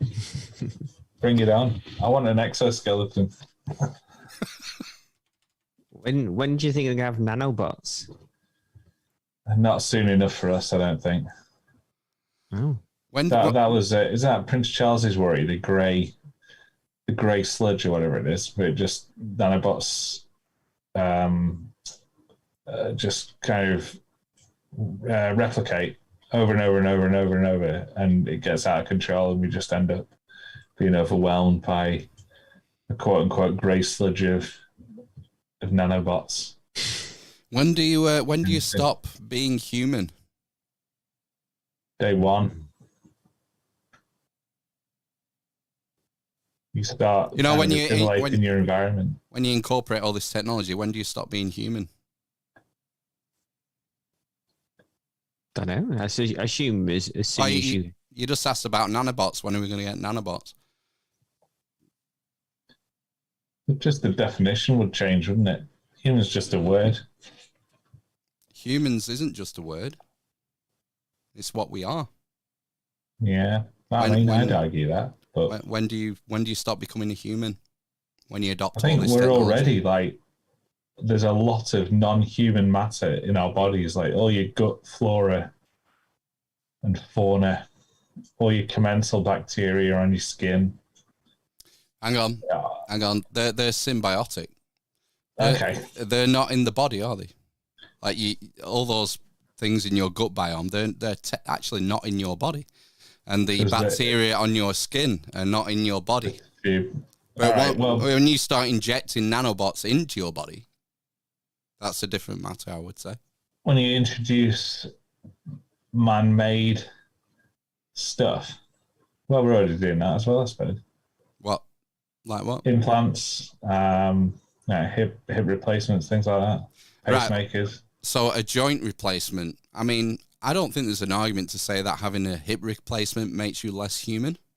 I bet there were people arguing at the time. No, I don't think so. Religious types, perhaps. I don't think so. But about organ transplants from a animal. Yeah, possibly.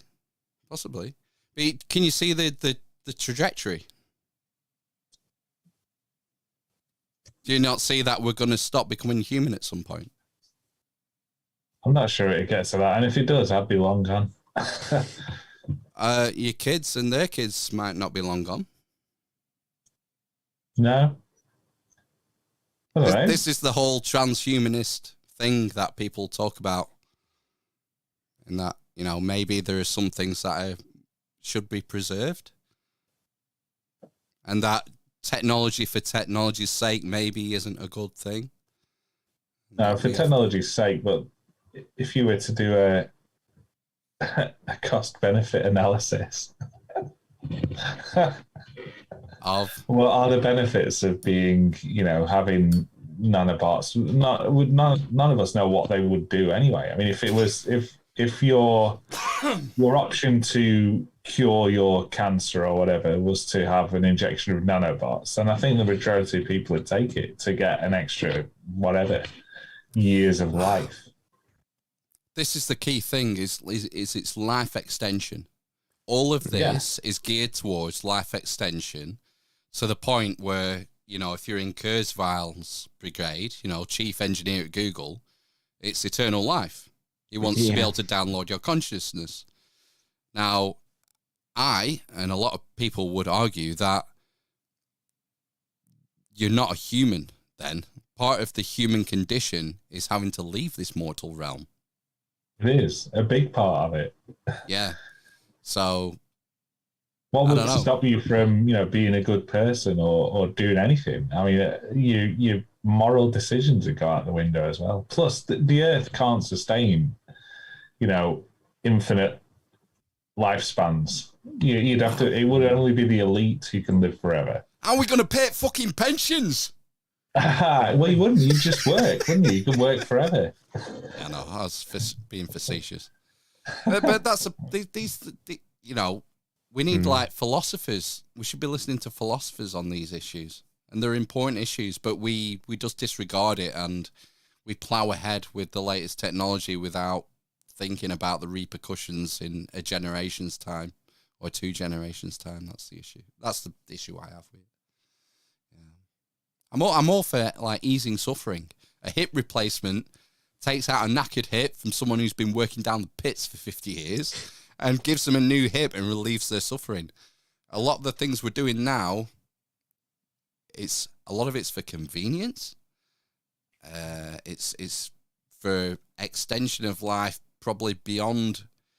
We come to these interesting sort of things like natural. What's natural? What's natural for human life? Well, I think we've got a pretty good idea of what a natural human lifespan is, and we're trying to exceed what that should be, and maybe we shouldn't be.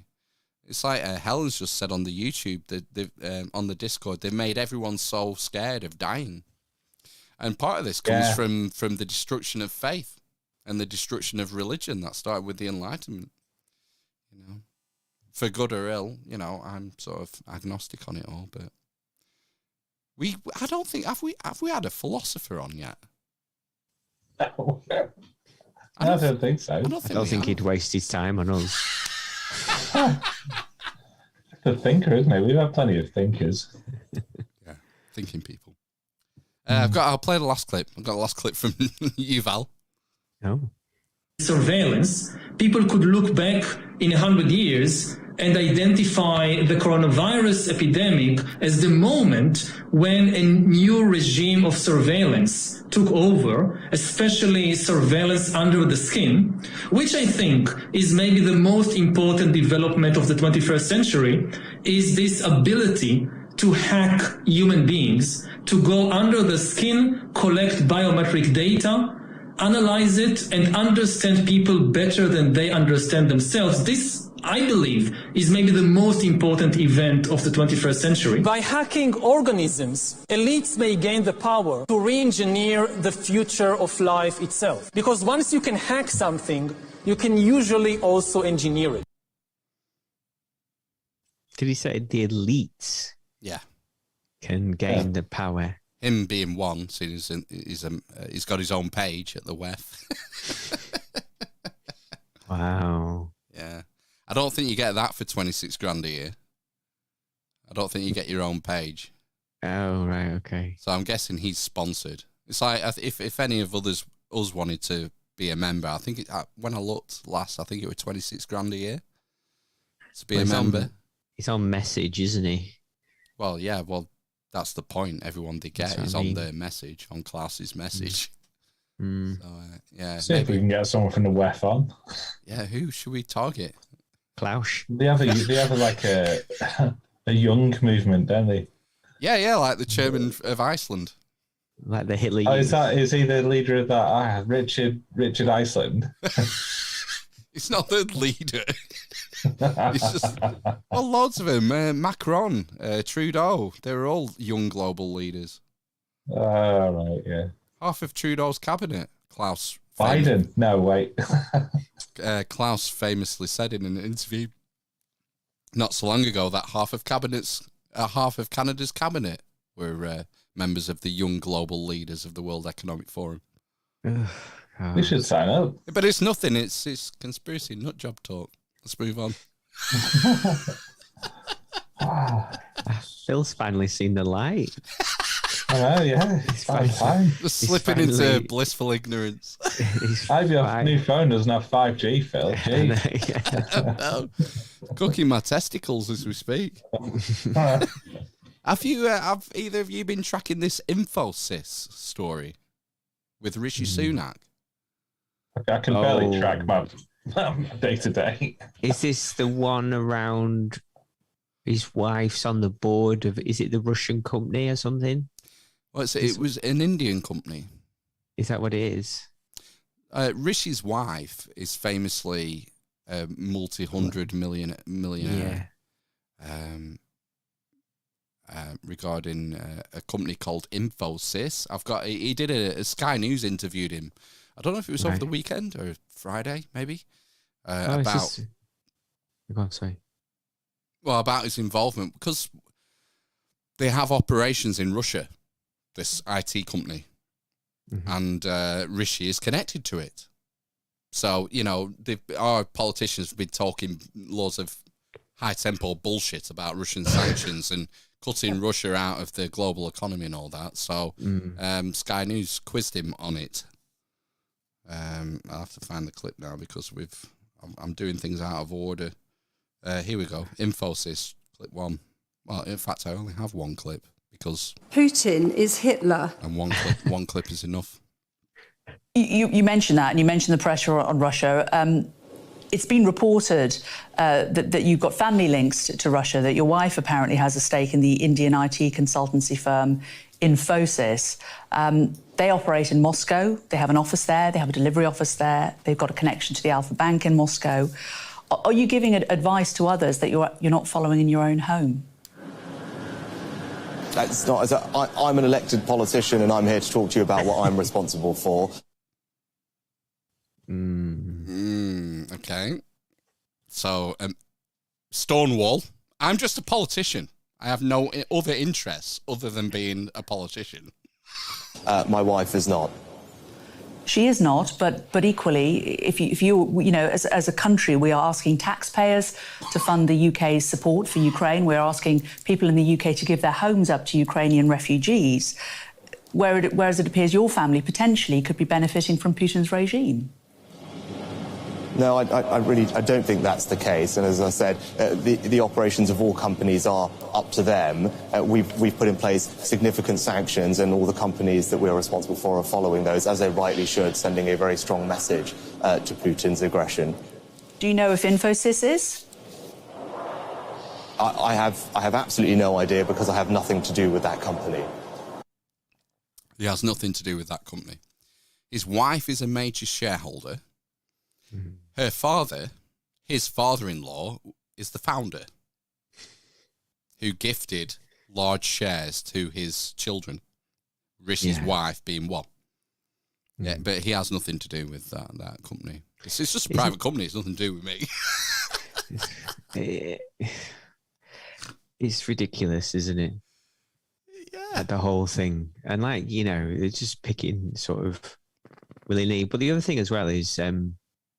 it's only I can't remember what I was listening to. I might have been on Malin talking about this, about sort of the Anglosphere, and it's only the Anglosphere countries that are sanctioning. The whole southern hemisphere, no sanctions. Yeah, same with Asia. And India, signed. Is it Modi, the Prime Minister in India? He signed a deal, didn't he, to increase oil imports from Russia. When was that? The other week. Recently? Last week, yeah. Because I said this last week when we were talking to Mark Malone, that India were a big ally of Russia. They have a really close relationship. And the big question is how China are going to fall on it. But yeah, it's only the Western countries and Japan and Australia and New Zealand who are sanctioning. No one else is. Exactly. So, it's obviously we have still at the moment, the biggest economies or whatever, but it's in the grand scheme of things, they can still make their money and get their exports elsewhere, essentially, can't they?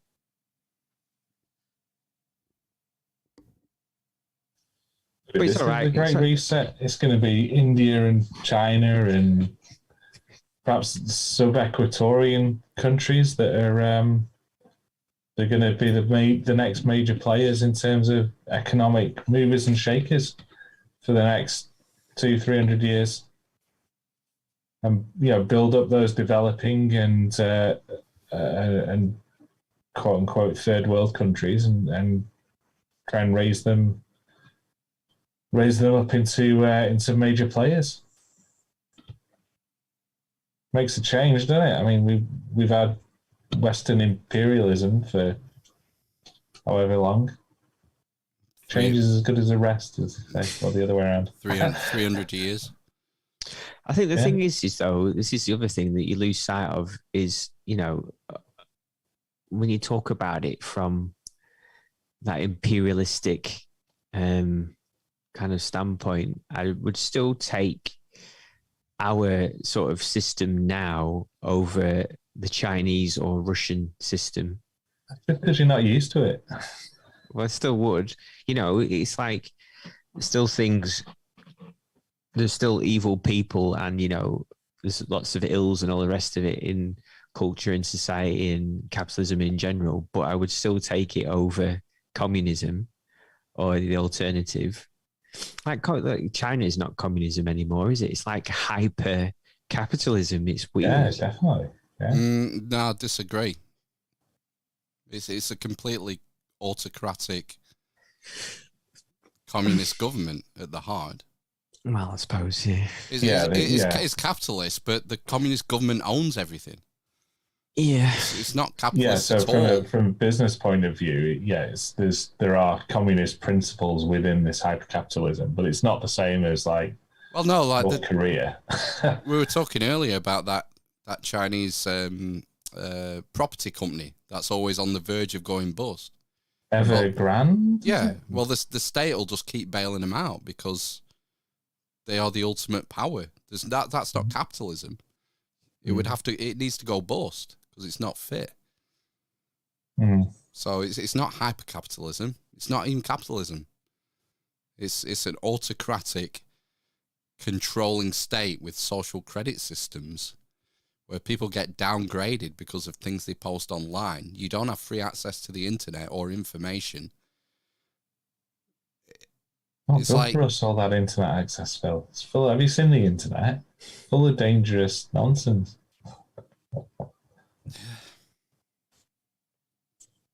What other systems are there? Non-capitalist. Who was it who famously said like the capitalist democratic system is absolutely horrific? It's terrible, but it's the best system anyone's ever found. Chairman Mao? No, I don't know. Probably one of the US presidents, I think.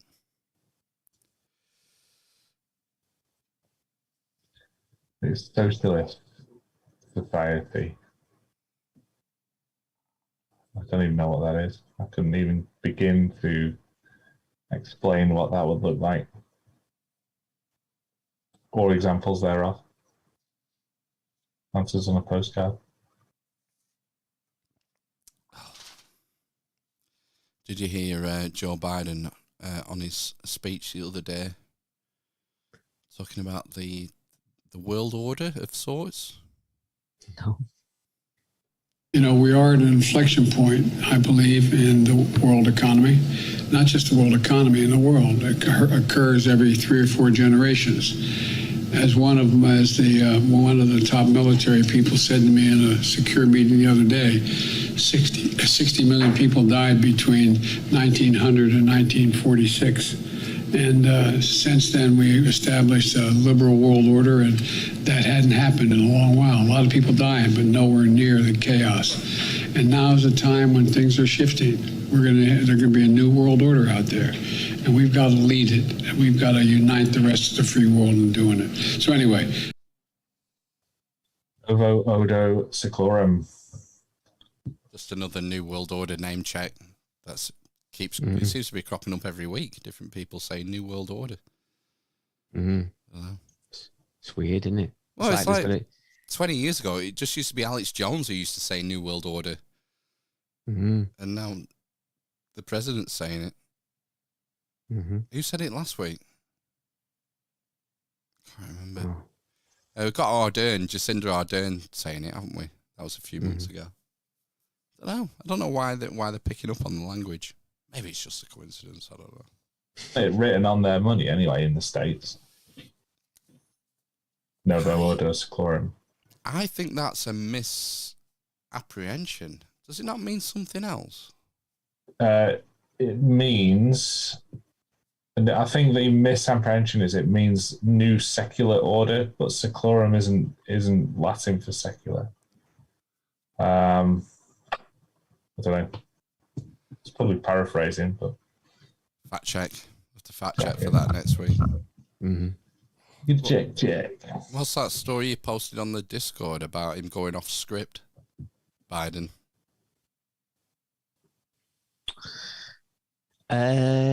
He's talking about regime change, wasn't he, in Russia?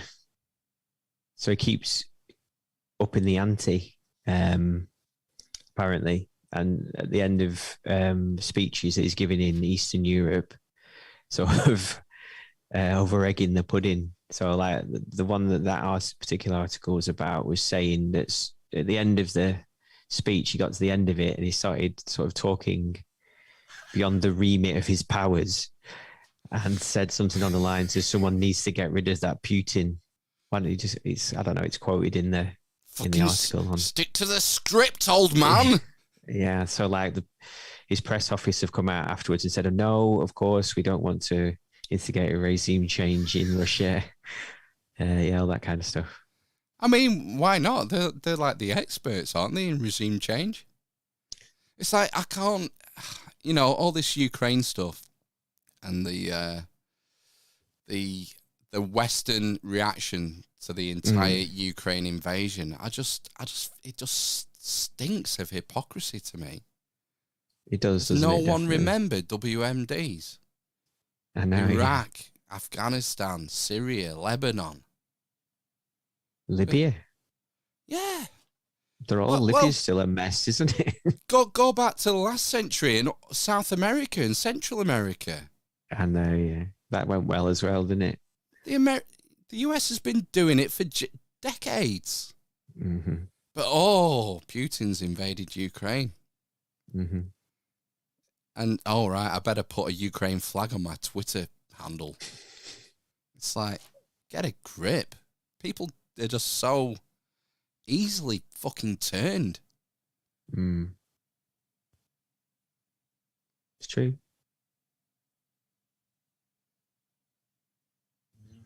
Order of the Ages. Oh, there we go. He's called. I favour the commencement of, there or thereabouts, a new Order of the Ages is on the Great Seal of the US. Yeah, I thought that was a misnomer, the whole New World Order thing under the OCNI. Same thing, isn't it, really? Yeah. Change, essentially. It's as good as the rest.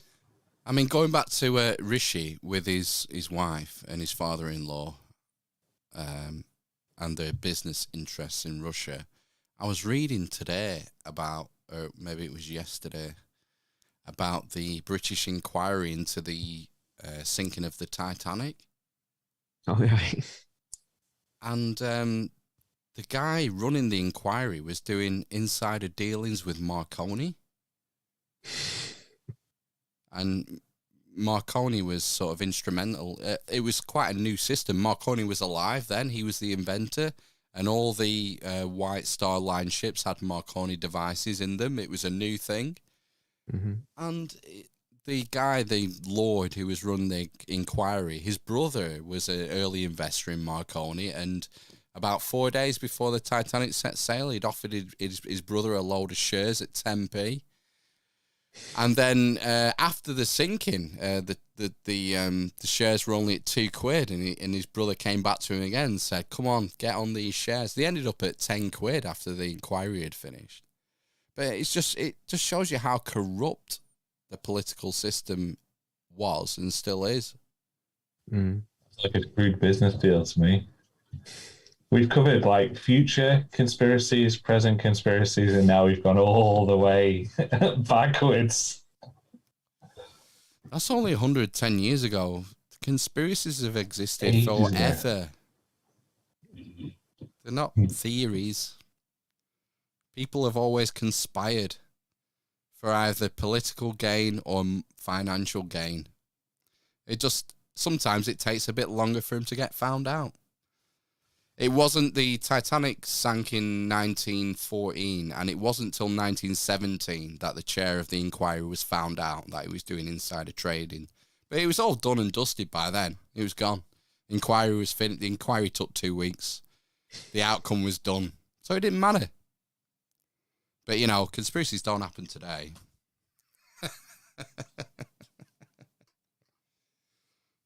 Oh, dear. Let's move on. Man dies after crashing car into 11-foot alligator.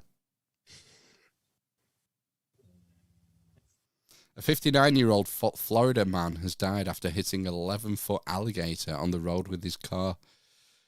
John Hopkins. Wow. Not the same Johns Hopkins. John Hopkins was driving eastbound on County Road 672 in Lithia, a Tampa suburb, at about 12:30 a.m. on Thursday when his vehicle hit the alligator in the middle of the road, according to the Hillsborough County Sheriff's Office. Authorities said the impact of the crash caused the vehicle to veer off the roadway and flip before falling into a ditch on the north side of the road. Hopkins was pronounced dead at the scene. The alligator died as well. Marco Villarreal, the sheriff's spokesman, said the vehicle wreckage was noticed by a passing driver who called 911. 11-foot alligator? Does that sound a bit big for a fucking alligator? It's probably medium size in the in Florida. They get massive, don't they? All right, well, I checked. The record in that state for an alligator is 13 foot 3 inches. Wow. Cool. Yeah, crocodiles are big. Alligators aren't big, usually. Oh, I thought they were. What's the record for a crocodile then? Probably the one on Caymans. The one on Temple of Doom, probably. Yeah. What about Hook? Peter Pan, that was massive. Yeah. Crocodile in the world. 20 feet. Wow. Jesus Christmas. Yeah, I thought it was the other way around. Was that a salty or a freshwater crocodile? Ooh. Saltwater. That's as long as my kitchen, 6 meters. Get you. No, virtue signaling. That's just the way I measure things in my head, really. Oh, 6 meters. In kitchens? Rather than... It's about the same length as my kitchen. Rather than Olympic-sized swimming pools. Or giraffes. Or half giraffes. Half giraffes. Wow. I'll put that in the Discord chat. If people are interested, I'm sure they are. I quite like, this is one of my favourite stories from the week. It's the woman who was horrified after her date Googled her medication. Oh, did you see this story? I saw it, but I didn't read it. Oh my God. A woman was left stunned when she received a text from her date admitting he'd secretly Googled the medication he found in her bathroom. Crap. Red flag. Yeah. TikTok user Chloe, who goes by the surname at redacted on the platform, shared a screenshot of a text from someone she'd recently been on a date with in a video that has since gone viral. "Not even a good morning," she captioned it in response to his blunt text. According to the picture, Chloe had started the conversation by asking how his evening was going, but she could never expected what he wrote in response. Instead of chatting about what he'd been getting up to that day, the man revealed that he did research on some of the medications he found in her bathroom. When he saw that they were antipsychotics, he apparently went on to say that if she was mentally ill, it would be a big turn-off. In quotes, "Hey, not to be rude, and this is super awkward of me. The other night was fun, but I Googled those tablets you left on your bathroom sink. Super invasive of me, I know. And they said they were antipsychotics. You're not mentally ill, are you? Just a turn off. I wouldn't want to go further if so." Just want to put it out there. I mean, the first red flag for me, if you go on a date with someone and they write super awkward, super invasive, I would just think prick. No, don't use don't use language like a fucking 8-year-old. I know. I mean, that would be my first red flag. What a date. Have you never done it? You never Googled someone's medication in the bathroom? Only at work. Is that all right? But I think that's allowed. I try to figure out what it's for. Do you like house? Do you go into people's houses while they're laid up and figure out what's wrong with them? I don't have numerous affairs with my my clients / patients. No, It's just chomping Vicodin all day just to get to the end of the day. I wish. I think is Vicodin just diazepam? Yeah, I think so. It is, isn't it? Benzodiazepam, isn't it? Diazepine, yeah. But I think it's in the UK, it's called basically what people get prescribed rather than Vicodin. It's just called diazepam, basically. Oh well, that's muscle relaxant, isn't it? Diazepam. That's not what snipers use. Can be. It is a. I can't remember the term, but yeah, it just chills you out basically. So I imagine it does make your muscles relax as well. Metal Gear Solid. That's where I know that from. Yeah, it is, isn't it? Yeah, he takes it and it goes. When you're in sniper mode. I know everything I know from The Simpsons and video games. Completely. Yeah. It's hiding in a cardboard box munching diazepam.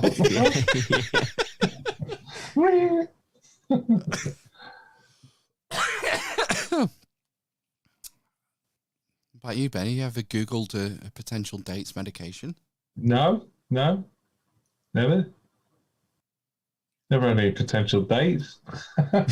I have. I Googled Hool once. Hool? Yeah, I did a job for a customer, and on the top of his... I had to unplug his fridge. Oh, that was it. There was a problem with the socket that the fridge was plugged into, and I had to move the fridge. And usually you have to sort of psych yourself up for moving a fridge. And it was fucking empty. Oh. There's like nothing in it. Like just a couple of bits. Like, wow, this is weird. I mean, he was a young guy on his own, so I was expecting it to be full of meat and beer. Not anymore, Phil. But there's next to nothing in it. But I had to take the stuff off. It had stuff on the top, so you got to take the stuff off before you try and move the thing. And it was this massive bags of this stuff called Huel. Yeah. And I was like, what the fuck's this? So I took a photo. Well, I didn't take a photo. I just Googled the name or whatever. Mm-hmm. It's fuel, apparently. Super invasive. Yeah, super awkward of you, Phil. Yeah. I don't know. Is it not protein, like a protein shake? Meal replacement, isn't it? It's more like Slim Fast. Is that what it is? Is it not like for when you like go to the gym and that? No, that's just like protein, normal whey protein. All right, okay.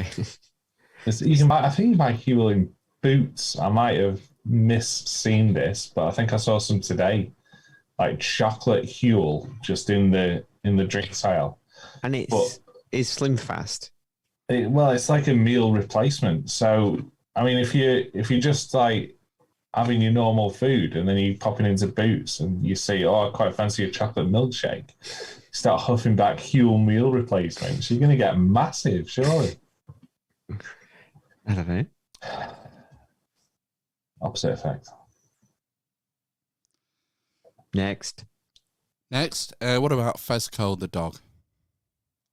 What about him? I want to hear about Fezco the dog. I'll just pull the photo up here. There he is. He's like a little collie cross, I would say. A mongrel. Salute! Kal-El is in the YouTube. Fist bumps to all. Salute. Kal-El. Helen's got Huel. Oh, Christ. I missed that one. I've got some Huel milkshakes in my fridge. What did they do? Yeah, what did he do, Helen? What are you doing to yourself? Consumerism. Fezco, here he is. I'll make his picture go away. You've had a good look at him now.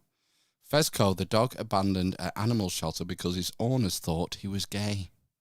Oh, this one, yes. A North Carolina dog was abandoned and sent to an animal center because its owner thought the pooch was gay. Vesco is held up at a shelter in Stanley County after his owners caught him humping another male hound. Of course, the owner's reaction is absurd. Dogs do this for dominance. Tell me about it. Don't we all? Absolutely. I mean, do you not hump your respective wives? You know, like and dogs, yeah, as a form of what's the word? Foreplay.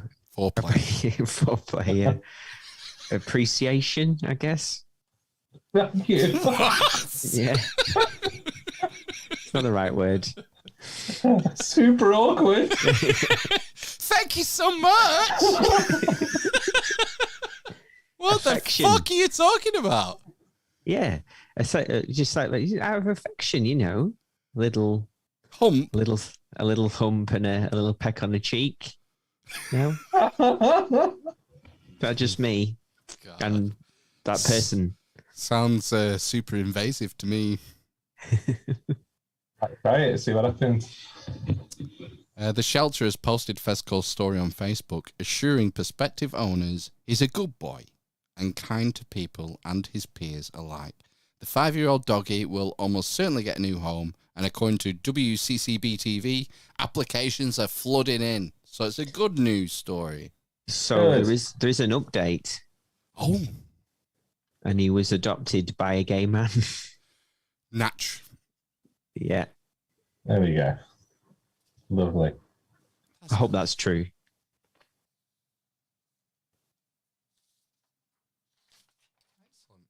And finally, I don't think I have an M file. Did you see the story of the guy who built a tunnel from his house to his shed? that sounds genius. Hyperloop. Sorry? Hyperloop. Is he installing his own Hyperloop or an underground system? Well, yeah, he's constructed a tunnel from his kitchen to his shed. Why? Bored. Apparently to keep the rain off when he goes out to his shed.